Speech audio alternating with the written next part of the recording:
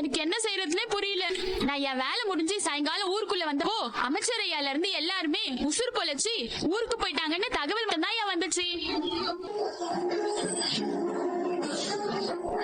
ஓசு தமிழ்ச்செல்வி தலையில அடிச்சதுக்கு அப்புறம் அவ மயங்கிட்டான்னு தெரிஞ்சதும் அந்த மருந்தை எடுத்து வந்துதான் ஓசு ஆஸ்பத்திரிக்கு வந்து அந்த மருந்து கொடுத்திருக்கான்.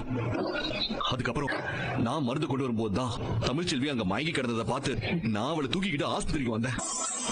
எனக்கு ஓசை அடிச்சு மிரட்டி முன்னாடி கொண்டு வந்து நிப்பாட்டி உண்மையை சொல்ல வைக்கிறது எனக்கு சாதாரண விஷயம்ப்பா. ஆனா அது வேண்டாம், நாளை பின்ன பொய் சொல்ல சொல்லி மிரட்டினாங்கன்னு சொல்லிடுவான்ற ஒரே ஒரு காரணத்துக்காக நான் அந்த விஷயத்தை தவிர்த்துட்டு இப்படி அது உண்மையை தெரிஞ்சுக்கணுங்கிற முயற்சியில இறங்கினேன்.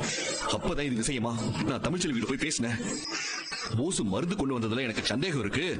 நீ மருந்து கொண்டு வர காட்டுக்குள்ள போனையே, உன்னால மருந்தை கண்டுபிடிக்க முடியலையான்னு கேட்டப்போ அதுக்கு தமிழ்ச்செல்வி நான் தான் மருந்தை கண்டுபிடிச்சு கொண்டு வந்தேன், ஆனா வர வழியில யாரோ என் தலையில அடிச்சு நான் மயங்கி கிடந்தப்போ மருந்து எடுத்து போயிட்டாங்கன்னு சொன்னா.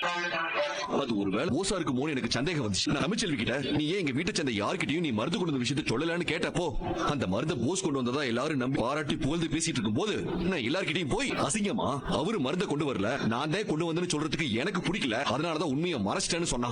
ஓசு தமிழ்ச்செல்வியை தாக்குனத இப்படி